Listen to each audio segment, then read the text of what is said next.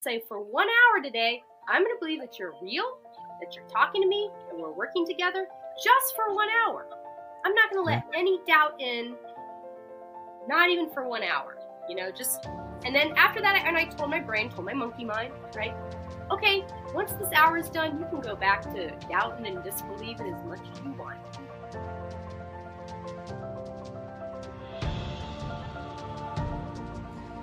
Hey everybody, welcome back to the podcast, and I would like to welcome also a guest that you all loved and wanted to learn more about, Julia. Thanks for being here on the podcast. Thank you, Beckett. Thank you for having me here today. I appreciate it, and I'm always happy to share my story, and I'm glad that people enjoyed what I had to share the first time. So hopefully we can learn more and share more together. Absolutely. I love that. And if you could, would you introduce yourself and give people a little idea of who you are, what you do, whatever you feel called to share? Sure. My name is Julia Johanan, and let's see, I'm 46 years old. I'm a Gemini. And I'm a piano teacher. That's what I do in my day-to-day, to pay the bills. And I love it. I have a lot of fun doing it, and it's very satisfactory. And I feel like I'm giving back to humanity by teaching music. So, but I've been basically on the spiritual path pretty much since I had my near-death experience when I was 15, which I talked about in the first interview when I almost drowned. So ever since that was like a big catalyst for more explanation, more questioning, more growth. And then when I left my parents' house at 19 to go to college, it was kind of like the gates just wide open, just went wide open. And I felt like I could explore more. I was safer to explore more. I met more people who were just kind of opening my mind and my eyes to just so many more ways of being, of belief, of magic, of, manifestation, magnetization. Started off with yoga and kind of just expanded from there. When I started off with yoga, found Taoism in my 30s, and that kind of was another catalyst moment, finding Taoism to kind of propel me to this newest iteration, like hitting 40, and then from 40 to this time period to being 46 was kind of like a whole lot of growth, whole lot of changes, whole lot of me reckoning with myself, a whole lot of me giving myself a lot of grace, a lot of time, being patient with answers that I was asking, being patient for the answers to the questions that I was asking. And and now I teach piano on a weekly basis, and I also write. I have writing projects I'm working on, and I have a pretty robust practice. I spend about 2 hours every morning doing meditating, yoga, and there's certain days of the week that I use to honor the certain deities I work with as well. So that takes about a half an hour to 45 minutes. So sometimes I have a 3-hour practice. It just depends.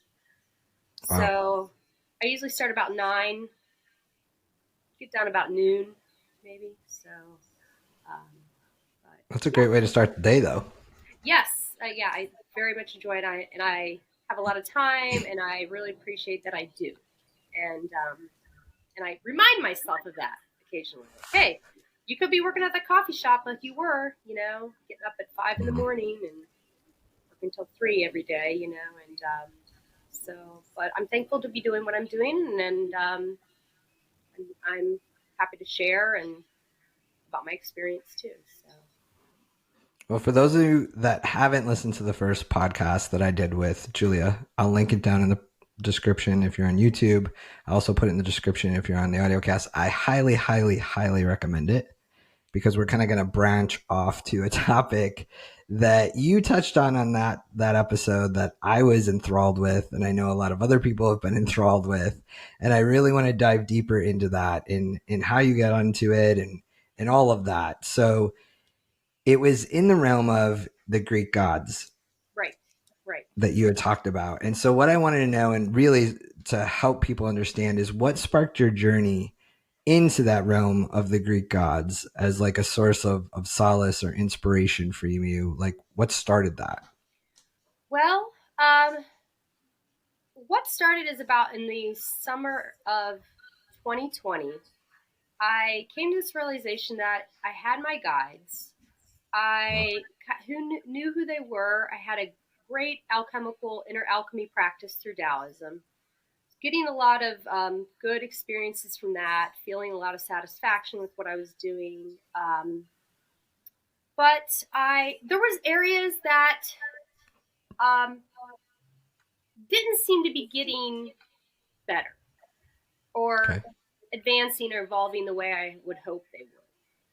So I had read somewhere, as we all do, that if you work with deities, sometimes they can give you more of a bump in energy and in real world kind of tangible real world results. Mm-hmm. And not that my guides were helping, my guides were helping. It just, to me, I wasn't breaking through. I don't want to say Mm-hmm. quick enough because I know it's always a process, but I'll say quick enough Okay. or to my satisfaction level. So what I did is in the summer of 2020, I decided like I had an attraction to Venus, the goddess Venus. Mm-hmm. And earlier than that, way back in the day when I first met my partner Ryan, who I'm still with now, he was really attracted to Egyptian gods and Hindu gods, and Okay. especially Hathor in the Mm-hmm. Egyptian pantheon. And he would like paint me with like cow horns. He's a painter, he would paint me as Hathor.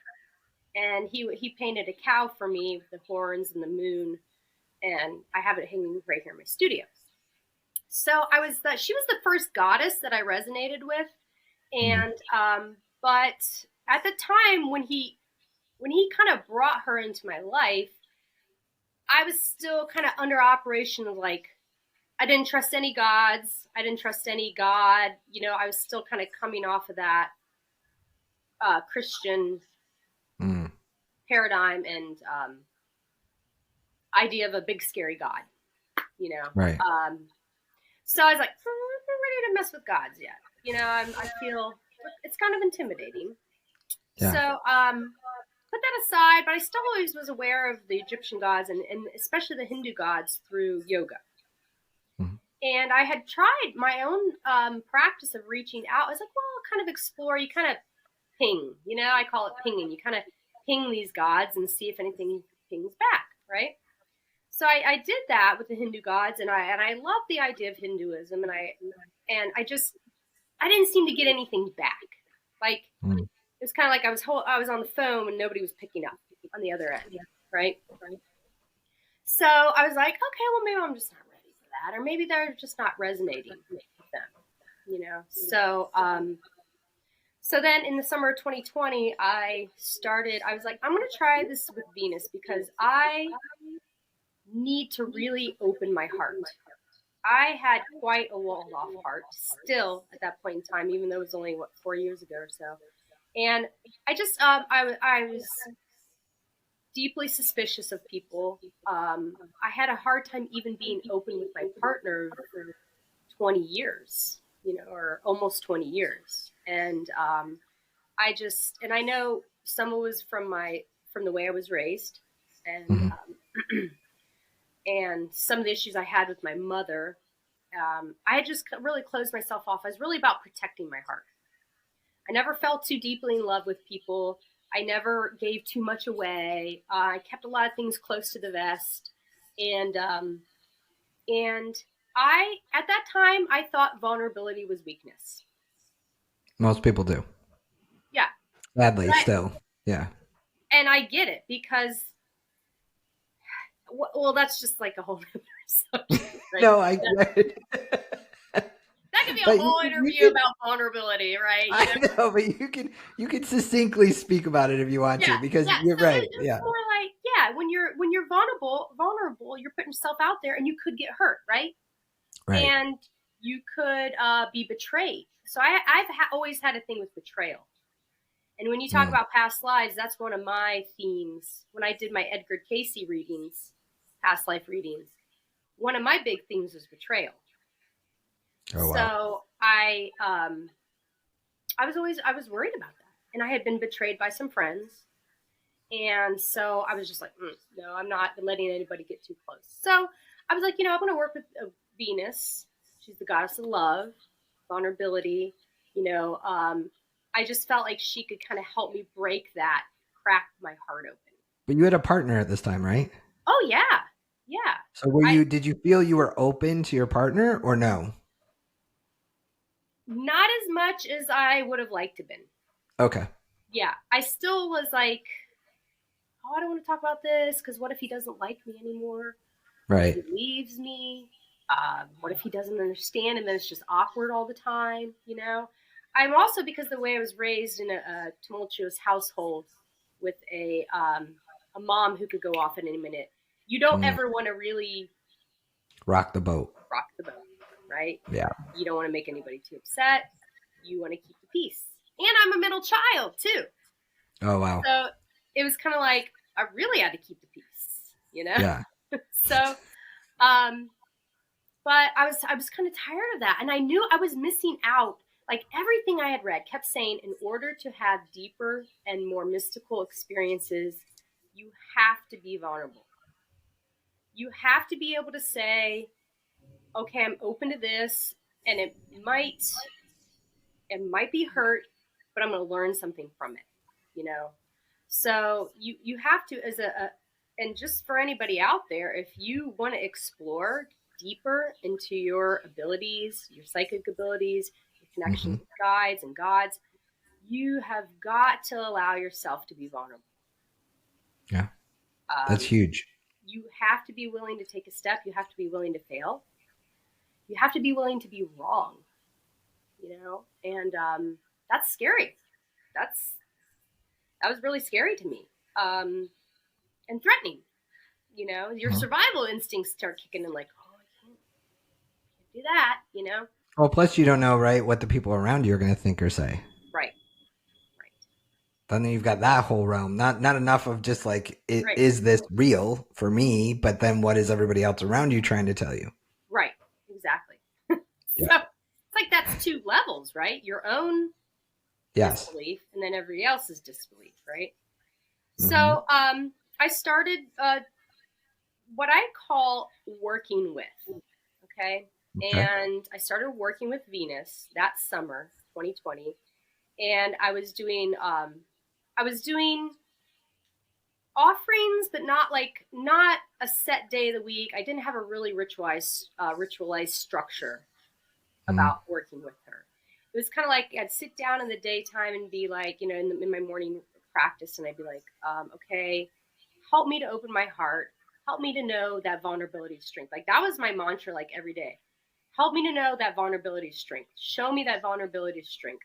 Help me to be vulnerable so I can be strong, So, and then I would go to this creek about 20 minutes away in this park, one of our county parks, and I would, she's associated with water, and I would offer roses for my yard in the water. I'd like put them in the water as an offering and be like, help me work through this. And man, I could tell, she really worked on me. I could feel myself, like I would but when you work with a god, and I'm just going to let everybody know, whoever wants to try it, they expect you to keep your promises. They will hold your feet to the fire. They're not going to be mean about it. You're not going to start having nightmares or something, but it's kind of like, okay, if you want to do this, then we need you to do this, And if you say you want to get stronger, then you have to act stronger, right? So you say you want to be vulnerable, but what are you doing to actually be vulnerable? Embody that. Yeah. Embody that, right? What are you actually doing? So little by little, I started doing things to make myself vulnerable. Speaking more about my spiritual beliefs with people, um, writing about it more on like social media, you know, Wow. just little things like telling a friend like, "Hey, I had this experience the other night," or "Hey," and they were like, and you know what? They weren't big, huge things. They were just like little sharing, you know. But to me, they were huge because they made Did me you have any vulnerable. like negative reactions from anybody? You know what? That's the crazy thing. No, no, not one. And I'm saying, think like, wow, I thought I was really going to get some kind of kickback from that. Right. And they were totally open and like, wow, thanks for sharing. And I was like, well, this That's is it? kind of this is kind of easy, Something that I was so scared about. It was easy once I started doing it. Once Mm. break that inertia, once you start doing it, it's just so much easier to do that. And so I could just feel myself opening up. My girlfriends remarked about how much more open I seemed. I started, sharing more of my heart with people, telling them how I felt. They started sharing more of themselves with me. And when people say, "Hey, I noticed a difference in you," I mean, you kind of pay attention to that, you know? So I was getting that feedback from people that, "Hey, That's I'm amazing. yeah, you're more open, you're more loving, you're more considerate, you're just more open-hearted, warm-hearted, you know." And that I noticed that really started to make all my relationships more healthy. Like Hmm. I started receiving the kind of love I wanted to receive. I started getting the depth of the relationships with friends and with my partner that I wanted to have. It's Now, like, was that comfortable to you? Because it's one thing to put yourself out there, right, and go, okay, this is what I want. I know that. But then when you start receiving it, because it can feel so unfamiliar, were yeah, you like initially like, whoa, what the hell's going on? Or you know what I mean? right. Like, this is amazing. Yeah. I mean, look, both, really. Right. Like, it was like I would like have some kind of interaction with a friend and then go home later and cry because I Wow. realized like how walled off I had been, so it was like amazing to receive and to get that feedback. But then it was also like, okay, now I got to kind of step forward again. You Right. know, it wasn't just like a one time thing. It's like, okay, I got to keep presenting like this. I got to keep being this new, vulnerable, open person. I can't just do it one time and go back. So it's a continual process of like renewal, just like almost daily, weekly, monthly. Like when I saw that friend again, okay, now what? Now what else am I going to share? How Right. else am I going to be vulnerable? Because I can't go backwards. You can't kind of shove it back in the box, right? No, and I think that's a really good point that you bring up because that's right, right? When people say it's a practice, Mm-hmm. you're a living Totally. embodiment. Yes. Right. It's like, okay, now until it becomes innate, right? Right. Until it just becomes who you are. But until then, it's a mindful practice of, like you said, now what? Right. Now what? Right. Exactly. That's great. Perfect. Yeah, it's totally a practice. It is. It's daily, weekly, monthly, yearly. Um, for anybody in this, spiritual work, improvement, self improvement, whatever, awakening, ascension, whatever you want to call it, it's a daily practice of Yep. doing this. Like, oh, every morning, like you reset, right? Like, okay, next morning, okay, reset. Like, Did so you get yeah, more and more comfortable with it? Like sometimes yes, people will get to the point where they'll be like, oh my God, oh, you know what I mean? Like this is just so unfamiliar. I can't keep doing this. Or did you push past that and be like, yeah, I to the definitely point push where you're back. like, this is just who I am now? Right, exactly, and it took a little while. you know, because when you're changing, you're in this liminal state, right? Where you're like, Yeah. I'm not that person. I'm not this future person I want to be or see myself. I'm kind of in this awkward Right. teenage state, you know? Yep. And you're like, I hope they don't notice my acne. And I hope they don't notice my bad hair, you know? And The like, messy middle.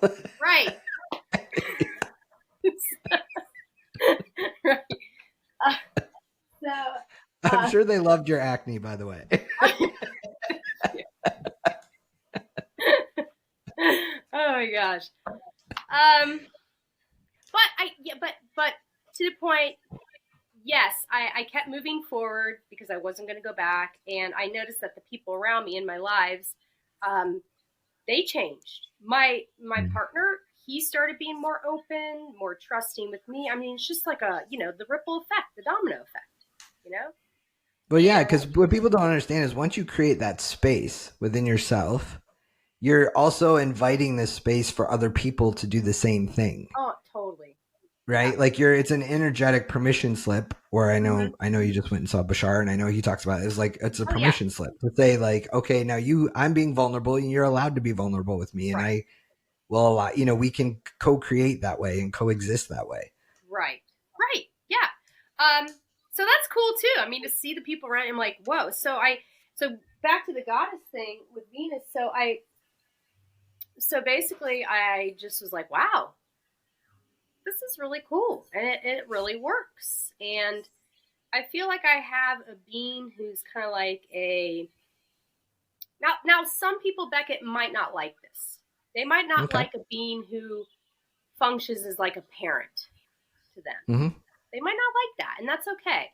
And I had to do my own kind of deconstructing from Christianity from that. Right.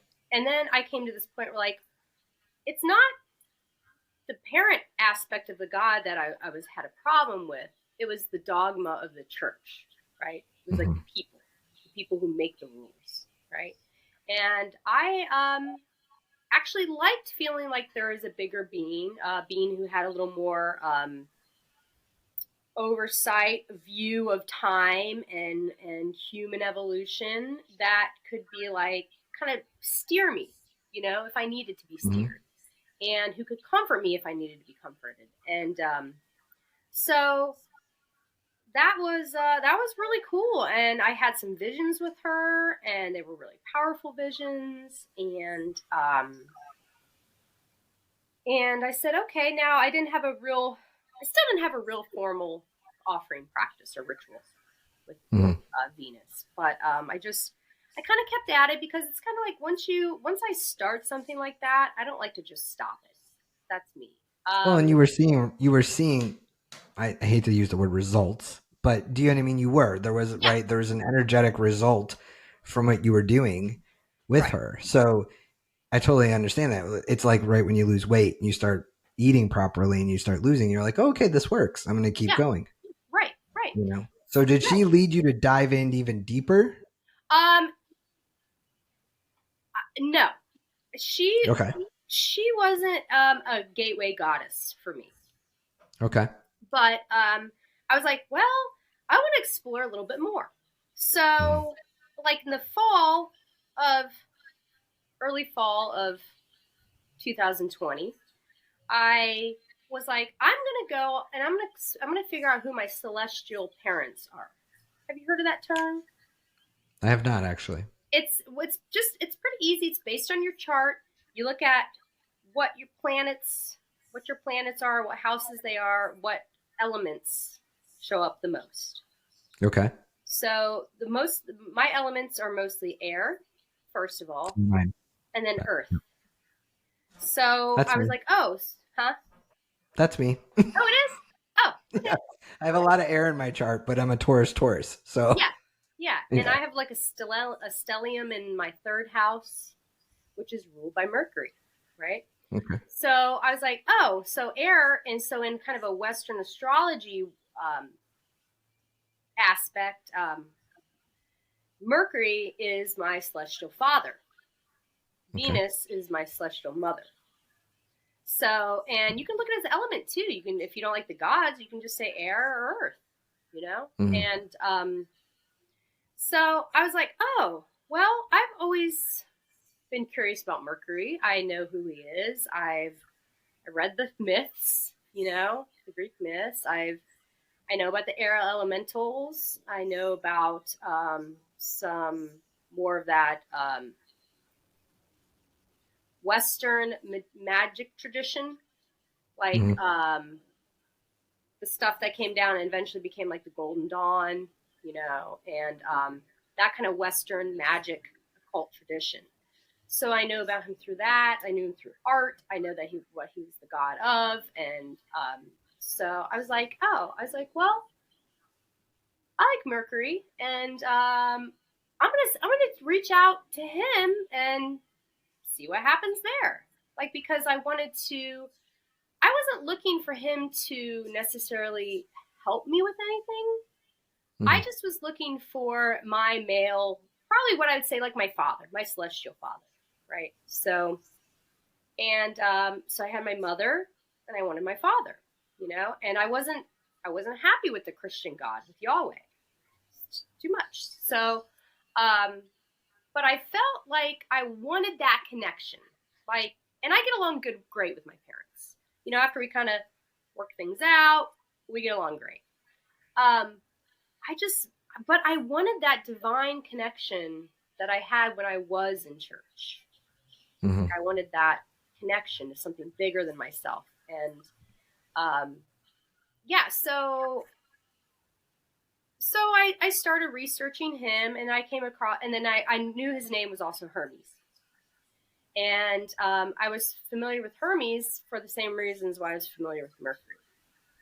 Right. But it was really interesting because I didn't get the ping, that knowing, from trying to connect with Mercury. And when I started switching my focus to Hermes in the Greek myths, in the Greek pantheon, I started to get more um, resonance happening. Like the pings were coming back, Why and do you think that is? well, okay, here's my, and I'm no expert, but this is just my idea Yeah, your about it. experience. Yeah. I I consider, and Hermes has talked to me about this too. We've had many conversations about this. Mercury to me is almost an office. Okay. It's an office of a being, of communication and merchants. Like Mercury feels more connected to merchants and trade and communication. Okay, Mm-hmm. so it's almost like Mercury's an office that a lot of beings can be in. Okay. And then to me, Hermes just had a more personal focus for me. And probably because he's more focused on, from my research, and I'm not a scholar. Okay, I need to preface that. I'm not a scholar. But from my research, Hermes is more associated with alchemy, with magic, Okay. with transformation, with writing, with communication, with communities. Um, he's kind of more of a personal god to me, and to what the things I was more interested in. And see, I had been doing inner alchemy for 8, 9 years, 10 years, something like that. So I just felt like a more personal connection to the being. Okay. That So makes sense. I don't know what to compare it to, but that's just kind of my experience. So when I started researching him, I started to have what I've only read about from other people who'd been working with deities, who had kind of already done what I had done years before.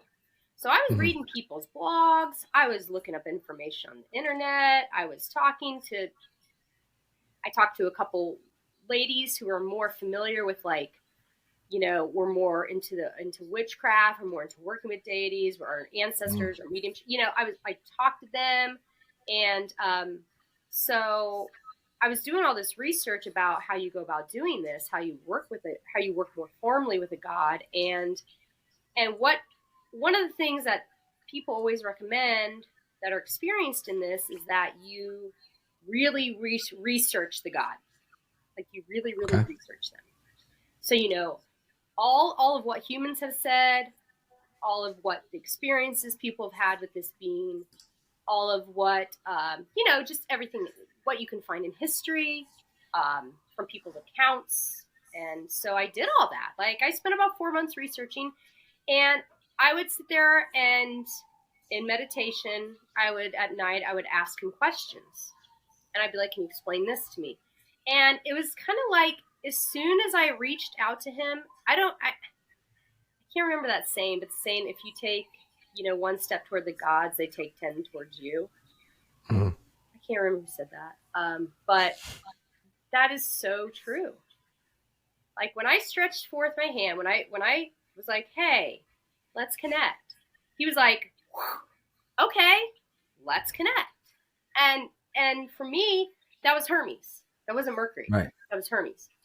So I'm doing this research. I'm having like nightly downloads of like, So explain to people, because a lot of people won't know what that means. okay, What is a download? okay, it can be a lot of things. Okay, but Okay. for most people, you're sitting there. You could be in meditation. You could be half asleep. You could be dozing on your couch. You could be staring at the TV. You could be in a flow state. Okay, and you'll get this information that you know is not coming from you. Okay. It's coming from somewhere else. And most of the times you can verify it. Most of the times you can, you know, there's this resonance about it that has truth to it. It's just like a knowing, you know. And some people they see things, some people they hear things. I would see and hear things. I would be like taken back to like past lives where I had worked with him, where I had encountered him when he walked the earth, and then so I was kind of having this historic concurrent life, you know, vision. Right.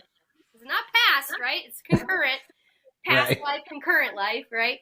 So I would be having these visions and these experiences, and then it kind of got more like came more and more to this life, like it was like kind of progressed.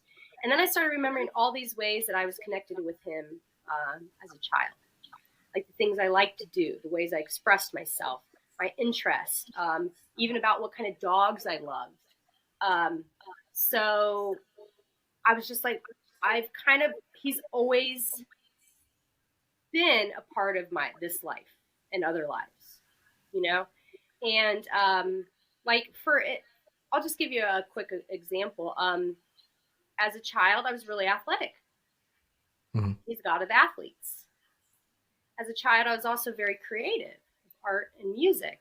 And he is another creative god. It's associated with creativity and invention and rustic music. And he's a god of shepherds. And what kind of dogs I liked? Herding dogs. Like I wanted a collie for like my whole life, you know? And I ended up getting Sheltie, and now I have 2 Aussies mixes, you know? Yeah. So just like, and that's just like a small example. There's so much. Oh, I lied as a child, like masterfully. Like I could talk my way out of anything. I talked my way out of so many ass kickings. Like my big mouth would get me into trouble and out of trouble, you know? Okay. So, and he is a god of thieves and liars. Really? Yes. So explain to me, like, what does that mean? When somebody said he's a god of thieves and liars, like, right, initially people are going to be like, well, that's not good. Right, like, why would you want to follow a god of thieves and liars? Right. So, Okay, I'll tell you why, is because that association was given to him later when he became associated with merchants. Because in the Greek and Roman mind, a merchant was like, everybody needed them, but nobody liked them. Because they knew merchants would buy things, jack prices up, and lie. They would lie. Merchants lie. it's something we are accustomed to, we accept, but all day long, every time you go to the store, you're getting lied to. Wow.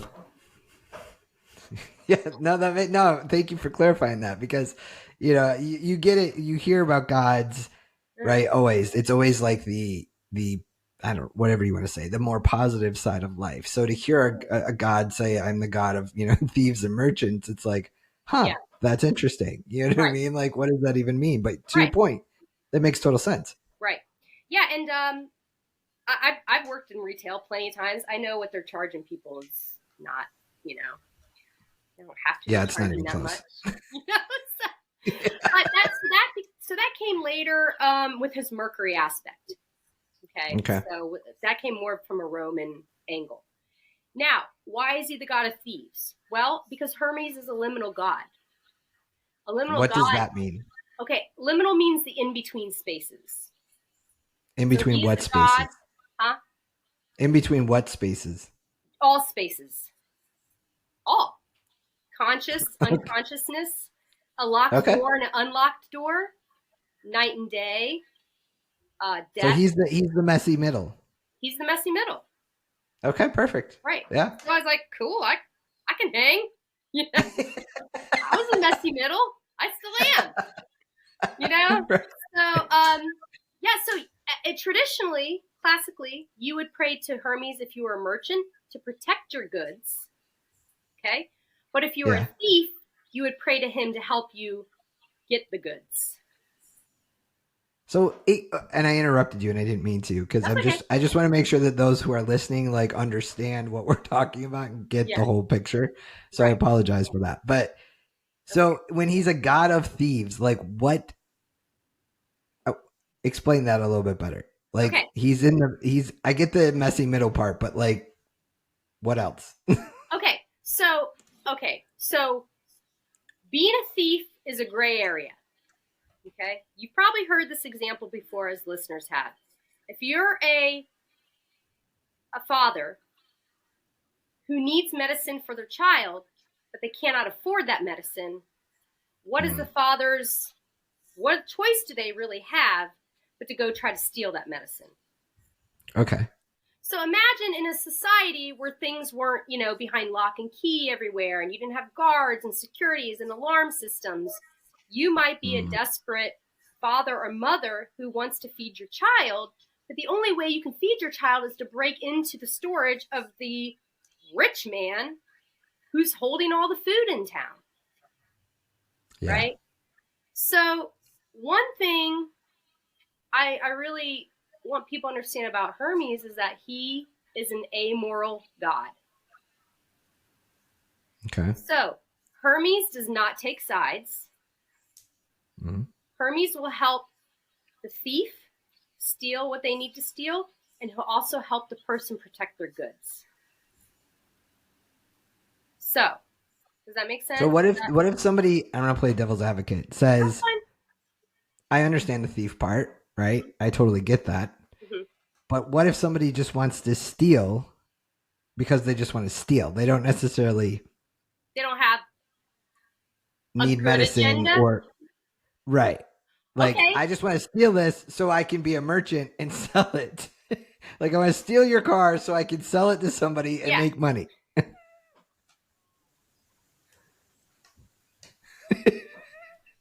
Okay. I kind of threw them both in there. I didn't really need to do that. No, it's okay. It's okay, Billy, because we've had all these discussions many times. I've explored the subject. So, okay, now, do you remember in our first conversation when I talked about we don't know what each person is going through? Mm-hmm. So we cannot judge. Absolutely. Them. So Hermes does not judge, right? He's a friend to everybody. So now he wouldn't be a friend to commit mass murder or genocide, right? There's lines that are drawn. But if you're he's kind of on the smaller level. If you're a single person who needs to steal a car to make some money, to do whatever, he's not going to make a values judgment on the end result. Right. He's going to help you be successful, period. Okay. But that's fine because I can pray to him to protect my car. Right. So, Well, and to your point, and why I asked that, just so people are clear, is, and I kind of gathered that was where that would go, because we don't know what other people are right, going through, right? And it's very easy for us to pass judgment. right, It reminds me of this. I forget. It was a movie it was in where it says, one man's poison is another man's medicine, and it's right, not up to you to determine what's poison and what's medicine. right, exactly. So, that kind of falls into that. So, I appreciate that, because we really don't know. Right, we don't know. And like, if you think about it too, most people aren't being bad because they really want to be bad, right? Mm. They're doing it a lot of times because of nurture, because of what they're presented with in their lives, the desperation they feel to do what we call bad things. Yeah. So if you can see where I'm getting at, Hermes is a perfect god for Taoist. Makes sense. Messy middle. Right. It's like life is like this, right? And to say this is right and this is wrong, well, it's going to change tomorrow, or it might Right. change a month from now. Think about the things we used to think were bad, were good at one time. Smoking was promoted as good. No, I know. So it was on every race car and every, the Marlboro Man. I mean, right. It was. Right. It's horrible, So, oh gosh, where did this all originate from? Oh, okay.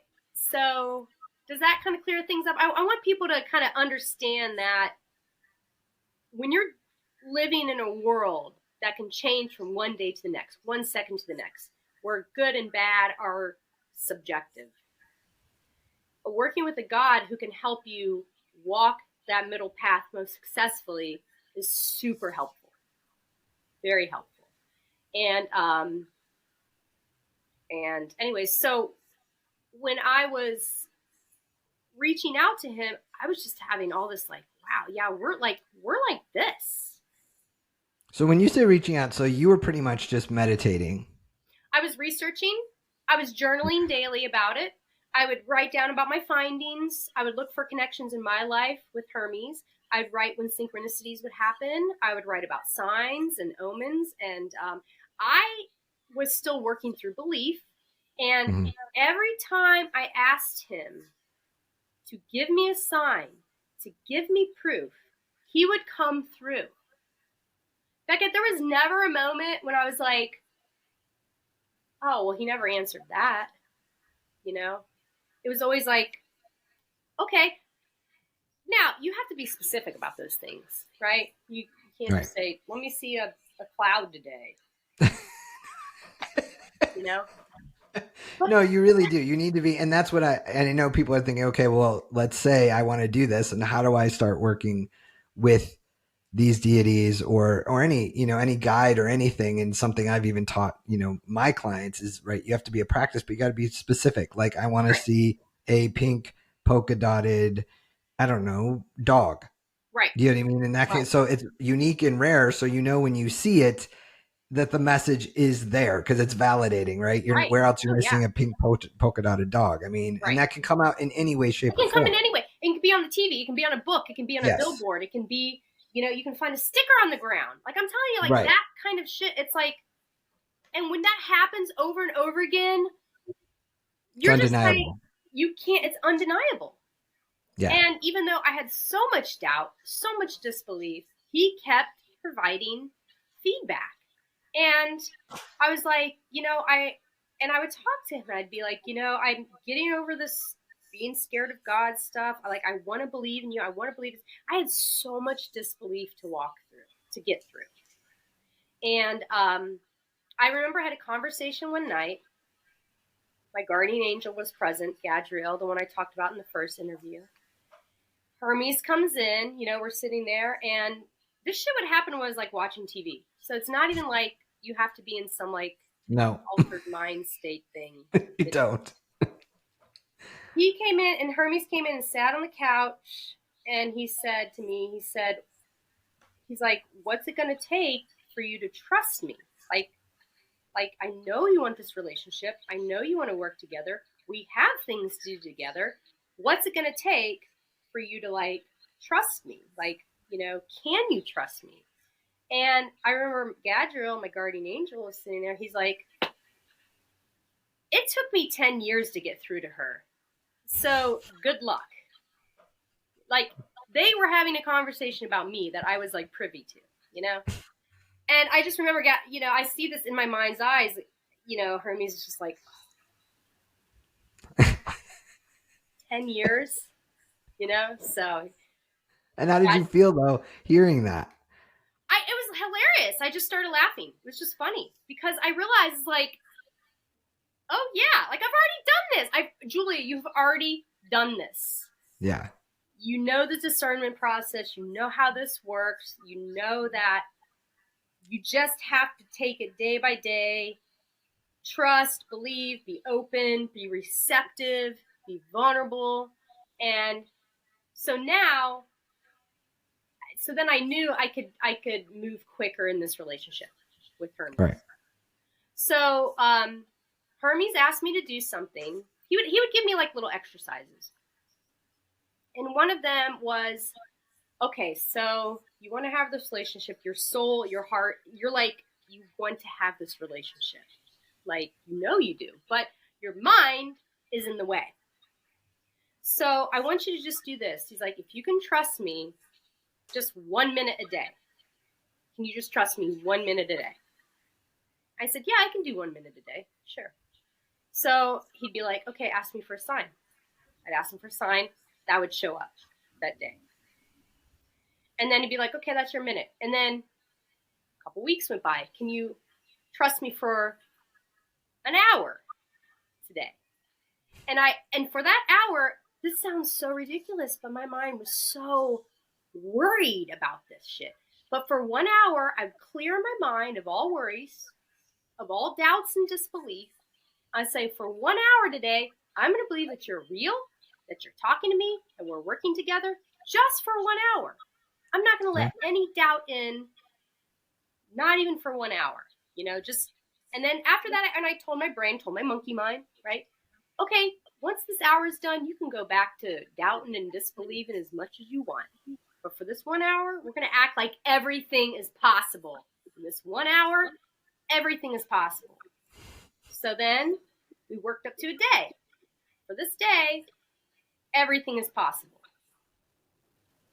Then we worked up to 2 days. Okay, so you see what I'm saying? It was like a gradual process of letting go of disbelief, of doubt, of self. And I really figured out this is a lot of self-judgment.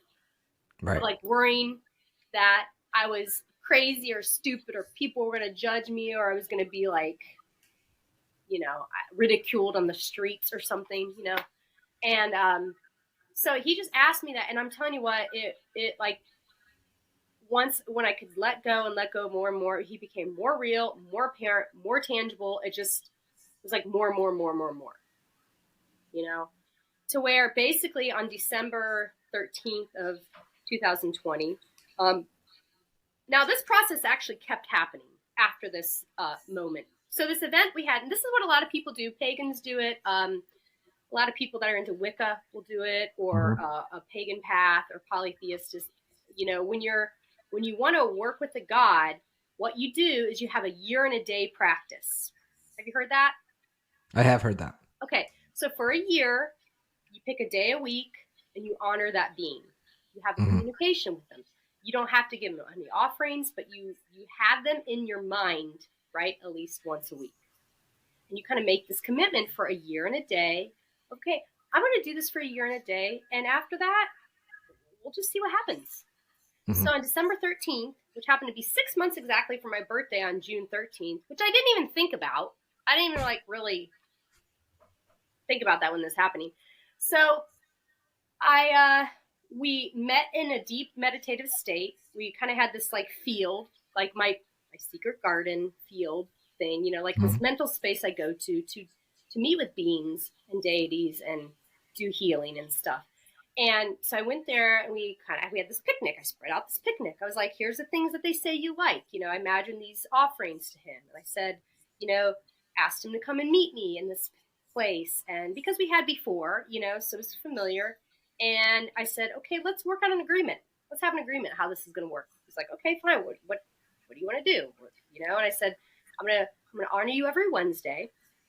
This is what I'm gonna give you, and at the end of that year, we're gonna see how it goes. He's like, okay. He's like, yeah, that's fine. He's like, you can. This is what I like, but you can give me whatever you feel like you would like. Okay, so whatever you would like, I like. Okay, so because to them, it's really not about what you give them. Right. It's not about the best. It's a permission slip. It's a permission slip, right? Yeah. So yeah, exactly. So you don't, you can give them whatever you want. But anyway, so we made this agreement, and then it was crazy because it was like, it's funny because he called it a marriage. He's like, okay, now we're married. And I was like, well, what do you mean? He's like, I don't marry anybody. That is not in my vocabulary. I'm not a marrier. He's like, whoa. Okay, well, let's just think about what marriage actually means. Right. I said, he's like, it's a partnership. It's a committed partnership. He's like, we can divorce after a year if you don't want to do this anymore. He's like, but that's the language I use, and because it's a committed relationship. So he's like, it doesn't have to come with all the baggage. It's just a committed relationship. So for like 3 days after that, I kind of, he jokingly called it the honeymoon state. Mm-hmm. So like for about 3 to 4 days after that, I was in like pretty much ecstatic state, like 24/7, where I just was like, it's hard to explain besides just saying an ecstatic state. Yeah. Gosh, if anybody's felt it, they probably know what I mean. It can even feel like you're in a flow state for 3 days. Yeah, it's very euphoric. It's euphoric. It really is. Yeah. And I felt like I had come home. I felt like I had found something I was missing. I felt like I had become part of something bigger. Like all these complicated, like deep feelings, and it was just. So how do you take? So was your life changing too drastically as you're communing with this deity, right? Well, yes. And what Hermes really, he said, we have things to do. We have some big things to do. It's like, okay. It's like, but you have to learn to trust me more before you can do those things. Okay. I was like, okay, I get it. So, it wasn't like something started happening right away.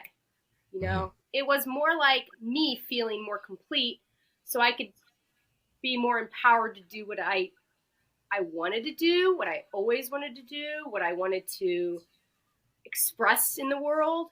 It was just more of like this power surge, just like whoop, this like, energy. Up-leveling almost. Yeah. And so the changes came little by little. Nothing huge, just being more like he didn't help me become a better thief or anything. I wasn't on my docket. I wasn't trying to break into people's houses or something. But but little by little, it was more of like the spirit of one thing I really wanted to be was more community minded, more unity minded, more community minded. I wanted to build more community. I wanted my friendship to have more my friend circle to have more unity, more community. And so that was one of the things kind of I asked for help with. But I wasn't like with Venus, I was like, this is what I want to help with, blah, blah, blah. With Hermes, it was more like, let's form a partnership and let's see what happens. Like, let's go from there. But I also wanted help with my alchemy practice. So I was like, well, he's a god of alchemy. He can help me with that too. So this is where it gets really crazy. And hold on, I'm going to open this door.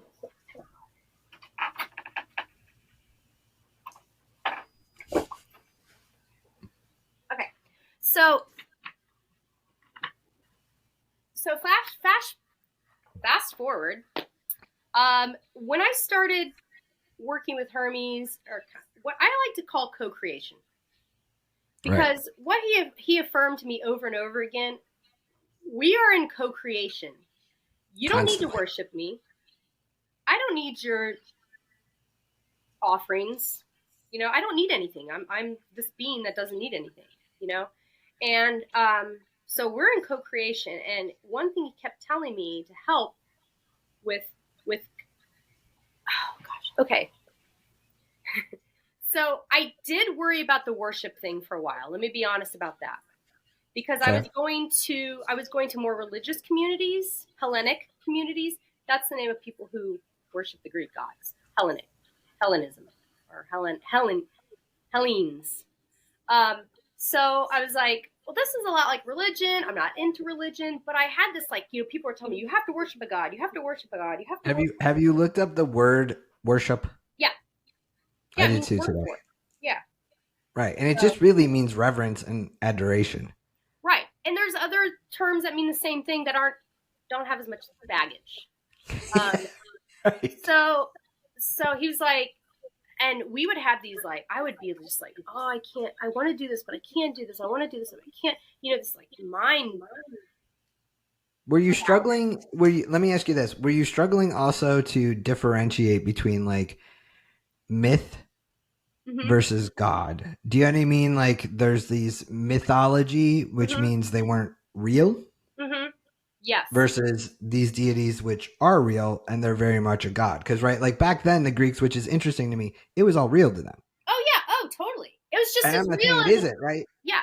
Yeah. Yeah. So to me, it's kind of crazy that you fast forward us to now and we're like, oh, well, that's not real. That's just a myth. But had you transported yourself back then, they would be like, these were just as real as Jesus may be to a Christian or anything like that. So. Right. They're just as real as the saints are to Catholics or Exactly. God is a Christian or right. Jesus, So same thing.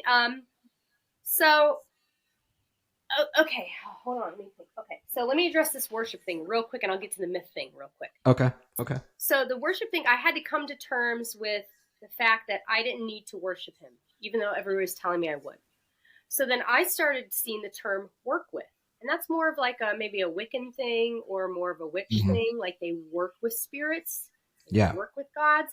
Well, for the religious community, it's changing, but it's still frowned upon to say you work with, because to the religious people, these are beings who are greater than them, who they should be in awe with, just like you would be if you were a Christian and you believed in Yahweh, in God. Yeah.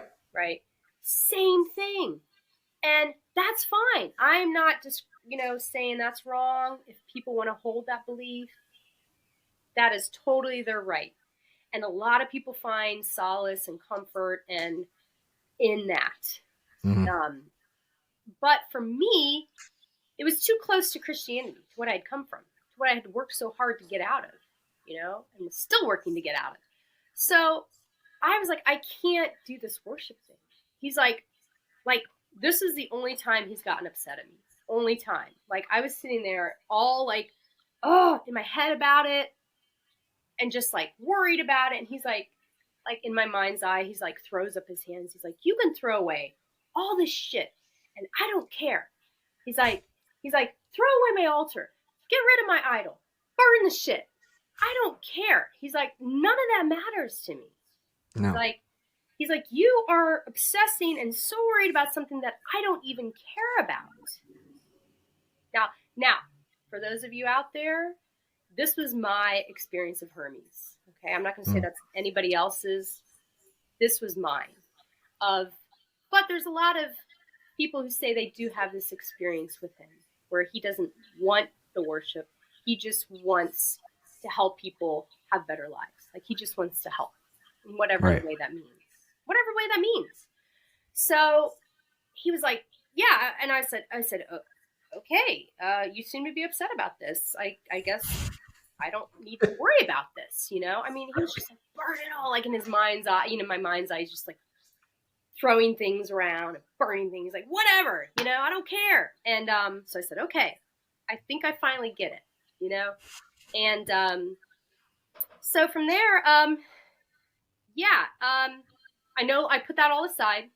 I said, I'm not worshiping, I am co-creating with you.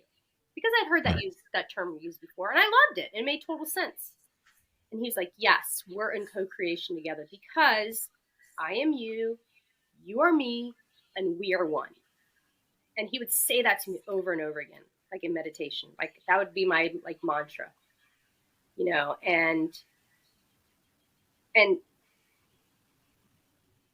then he gave me this beautiful vision one night. This was one of my, you know, before you go to sleep visions where you're just like, Yeah. you know, cool things happen in Well, that. you're in that altered, that in between state. Right, right. So he showed me this vision. He's like, let me like kind of talk more about this and show you how I perceive it. So he showed me, we were in this beautiful like hall, and we were sitting before a table with all these beautiful things on it, all this beautiful food, great wine, like all the things I like, all the things he's associated with. Like there's this beautiful table spread before us. And he showed me, he's like, this is what, if you want to think about worship, this is what worship means to me. And he showed me us feeding each other. Like taking something from the table and him feeding me taking something from the table and me feeding him. And he's like, that's all it is. It's just that simple. We're just taking the best of life that we have and we're nurturing each other with it. Right. You know? And that was another like light bulb moment. Like, okay, that's easy to comprehend, you know? And we're sitting on the table, we're on the same side on a bench seat. You know, we're not even sitting across from each other. We're on the same side feeding each other, you know? So everything was equal. You know, he didn't have better things on his side than I had on my side. I had just as many goodies as he did on his side. And we weren't, you know, we were taking turns feeding each other and nurturing each other. He's like, this is what it is. And I was like, okay. So had kind of like this, okay, this co-creation thing. I'm getting it, you know, and the myth thing. Do you want me to address that? Yeah, I'd like to touch on that briefly on like, you know, because I know a lot of people think, right, it is because you hear Greek mythology. Right. Right. So there's that, you know, you have to break through that belief of mythology. Right. You know what I mean? Right. And what helped me, and this might help other people too, is like thinking about the fact there's billions of people in India, millions of people. Sorry, I'm horrible with numbers. No, there's a lot. And they believe in multiple gods. Oh yeah. They And have astrology. myth. They have text with myth. They treat it as just as real as any Catholic or Baptist does. They believe those beings exist. And so here I'm like thinking like, and I met a doctor who's an Indian guy, and he believed in like the gods, multiple gods. He's polytheistic, you know, he's Hindu. And I was like, well, Julia, there's a whole bunch of people around the world that believe these gods are real. And they still have myths for them. And they believe they're real. So it was like finding an analogy that I could like make sense. And I'm like, oh, okay, yeah. So another thing too, I really need to say is the myth is not the being. Right. So good point. Good point. Right. So when you look at historical record of how the ancients looked at the gods, they loved them. They loved them. They prayed to them. They gave them offerings. They, you know, they celebrated their festivals. You don't see a lot of fear that you hear about. Like you really don't. You hear more of like, please help me with this. You've always helped me before, you know, like ancient prayers, like, please help me again. I'll give you, you know, a chicken if you help me. You know, it's like, and one thing that's big about the Greek gods is reciprocity. It's something called charis, where you build a relationship through giving and receiving. So it's not just about you giving your offerings, it's about you receiving your blessing. So it's reciprocal. and I've always loved reciprocity. I have that relationship with all my friends. Because, if I don't get you next time, I'll get you the next time. If you buy a drink for me, I'll buy a drink for you. It's not even like it just happens Right. naturally. So Greek god, the worship was based on building charis, which is this reciprocal giving and receiving. So what would offerings entail? So for ancient times, it would be whatever you could afford, whatever you could do, whatever you could spare. If you're a rich man, you might give, 100 head of cattle. If you were, or a king or something, if you were a poor shepherd, you might give a little barley cake. If you were a householder and didn't have much, you might give like a coin, and you might give some wine. So there was usually a libation, which is the liquid offering, and then there would be a little food offering. So in a modern day practice, for instance, like I would give mead, because I like mead. And I have a saying, I love to share what I love with those I love. So I'm going to share what I love, which has way more meaning. And then I'm going to share like chocolate. So, but maybe on this, if I baked a cake, maybe I'll take a slice of that cake, a little sliver, and give that as an offering. So it's just like whatever is something that is important to you is going to be important to them. Some people, if you have nothing, you can sing a song. Yeah. Or write a poem. There's lots of evidence of most of the people did not even offer animal sacrifices. That was only for something like a head of a city would do for ritual, for certain festivals. And then whatever they offered would go to feed the people. Right. So it wasn't wasted. It was not wasted at all. And so most evidence that research archaeologists find is actually cakes baked in the shape of animals, like a pig or a cow. It kind of reminds me. I know I'm Polish, but this isn't the same thing. I'm part Polish, and then at Easter we would go get a butter lamb. So it was a lamb. Yeah, it's a butter, but it's in the shape of a lamb, that's totally from ancient pagan practices. Totally right.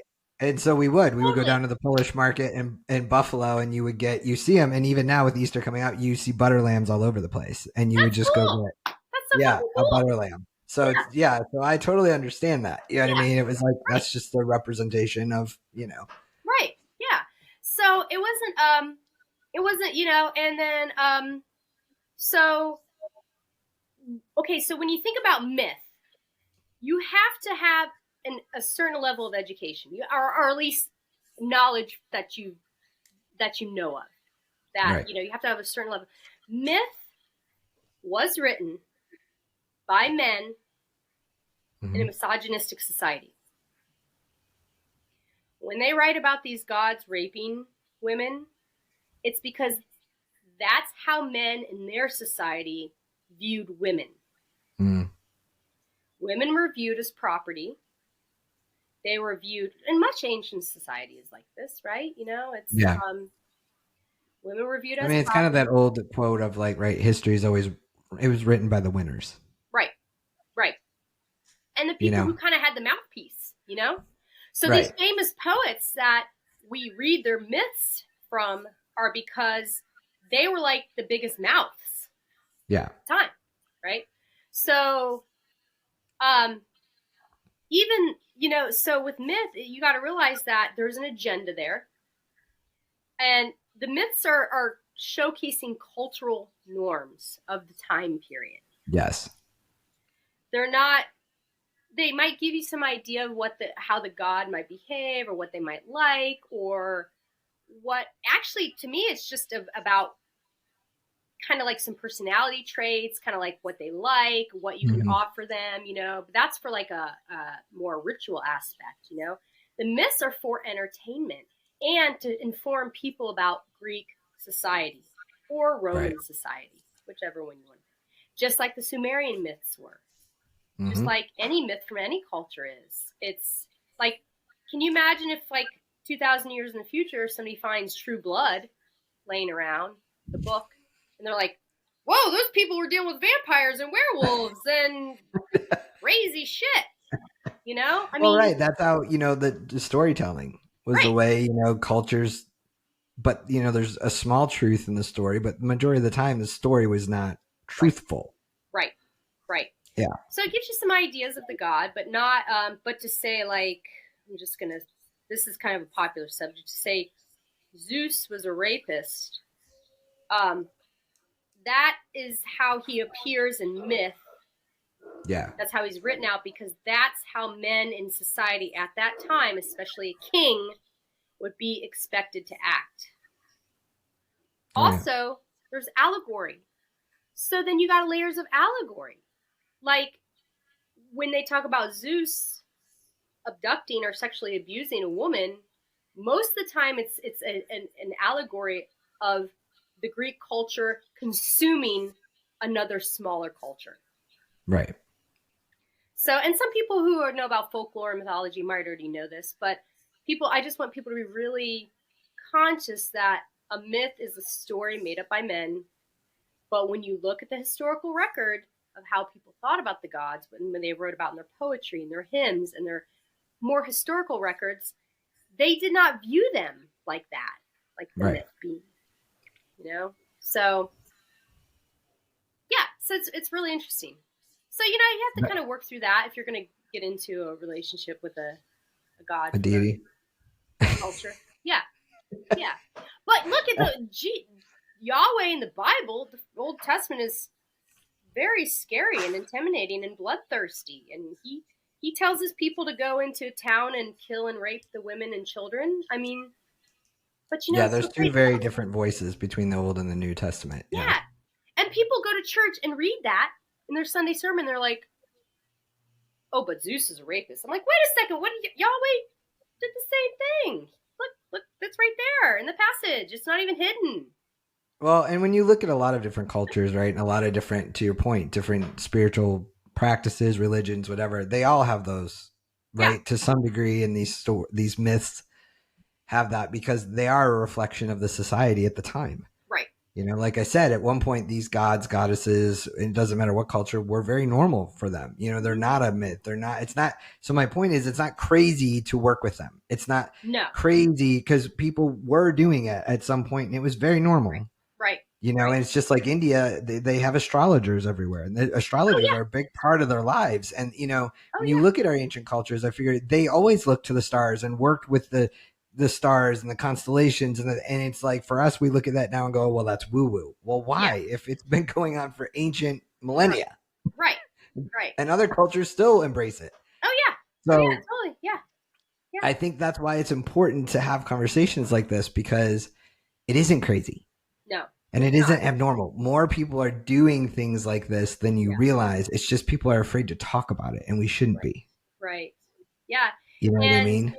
I mean, there's plenty of people who are reviving the old religion, and in Greece, there's more groups that are doing more of the old festivals, doing the more old rituals. Of course, it adapts and changes for modern society, right? But yeah, it's a really real thing, and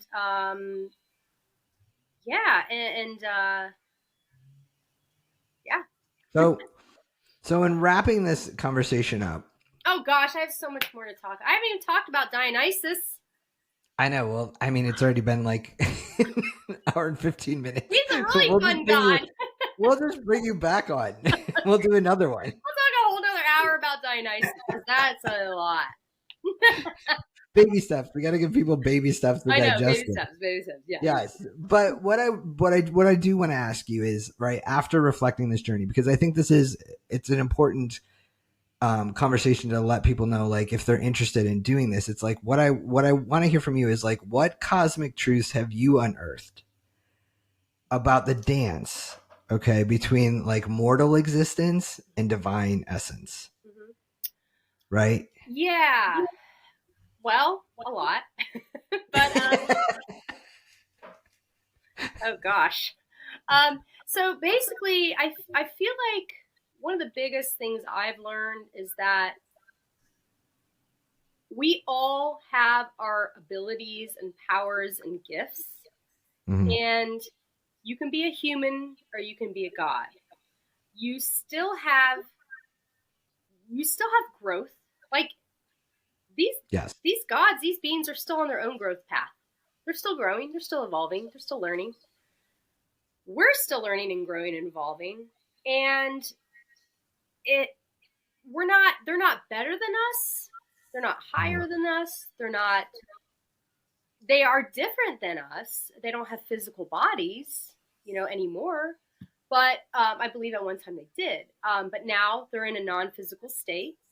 And we are really all just walking this road together, And you could either have somebody to help you out on that road, to maybe give you a burger every once in a while, or like an energy drink, or something like that to help keep walking. Or you can just go at it alone. And but there's so much opportunity for help. Like the gods, the angels, all these beings really just want to help. They want to be purposeful. They want to be helpful. They want to help us achieve what we need to achieve, because when we do that, they get to evolve too, right? We're all this connection. There's all this web of being. And when, every time we have a victory, they have a victory, Yeah. So the cosmic truth is that we're really, I know this sounds cheesy, but we're all one, and if you want anybody who wants a little more help, anybody who wants a connection to divinity that's not as maybe, loaded with with what the baggage that the Christian God comes with, or Jesus, or any of those things, seek it out. Like, it might not be a Greek God, and that's okay. It might be a Hindu God. It might be an Egyptian God, because I have a connection with Egyptian God too. And so it's just try it out, see how it goes. There are certain kind of, I don't want to say rules, but guidelines for working with gods. I would have to say there's a little more formality to it, a little bit more formality, but not much. And if you want to try it, they can reach out to me, and hopefully, you can put my info on. Yeah, I'll have your information listed. I actually moderate the Hermes community on Reddit. It's the subreddit Hermes. Just go r/Hermes, and I moderate that community. There's now a little over 3,000 people, and I have people come on there all the time and ask. And what I did is about 2 years ago, I made a very complete 101. There is a how to do a little bit to how to do a lot, just kind of like, if you want to have a worship, what's that look like? If you want to work with, what's that look like? Why might you need to work with him? Why might you just want to work with him? So yeah, I think it's a pretty thorough about section of 101. Both of those things, you can go there and you can find me. It's just Julia G 13. And you can ask questions. People ask questions all the time. And we have really religious people on the sub, and then we have people who are more into the Hermetics and more into alchemy and, magic kind of stuff. So it's just kind of that's the cool thing about Hermes. He's a god for everybody. Like, he's the god of many things. He covers so many areas that, I only touched on a few today, Right. We only talked about thieves and merchants. I didn't even talk about all the other awesome things he's a god of. He's a god of money. You want to make more money? Work with Hermes. He's a god of writing and storytelling. You want to be a better writer, storyteller? He's a god of music. You want to be a better musician? He's a god of the path of traveling. Do you want to travel more? It's just he unites communities. He's a bridge builder. He brings communities together. You want to help with your community? Ask Hermes. There's so much. There's so much. I could talk another at least half an hour. We could talk for another 5 hours. But yeah, it's hey, you never know until you try. People I didn't, and it's been amazing. It's been just an amazing journey and road, and it just gets, it's kind of like, I thought like, okay, this is going to kind of peter out. This is kind of gonna, I'm not Right. going to have these feelings. I'm not going to feel, but it's just like changes and it gets like deeper and better, deeper and better. So, Well, I want to thank you for being so honest sure. and vulnerable and speaking about this, because I know we all can hesitate, and wonder, but I think it's important. And I hope people reach out and see that this is very normal. Yeah. And it does change lives and Oh, doing yeah, things like this. definitely. So thank you for coming on again. I appreciate Yeah. you so much. Yeah. Thank you. And Thank you for having me. I love our conversations. absolutely, I do too. And we could probably talk for another 4 hours, but I Yeah. will we'll do it. We're already probably going to be at an hour and a half, which is perfect. But Yeah. I, I've I seen encourage podcasts that are people 2 to, yeah, I encourage everybody to stay open and really think about this stuff. And if you're curious, please reach out to Julia. If you, for whatever reason, you can't get a hold of her, reach out to me. I will connect you to her, Yeah. and we will have everything listed in the description and on the podcast or on YouTube. So this, please like, share, subscribe. It helps me to get these conversations out. And it's important that people get to see this. So thank you, everybody, for being on here. And as always, stay curious, stay empowered, and keep shining your unique light. Until the next one. Bye, guys.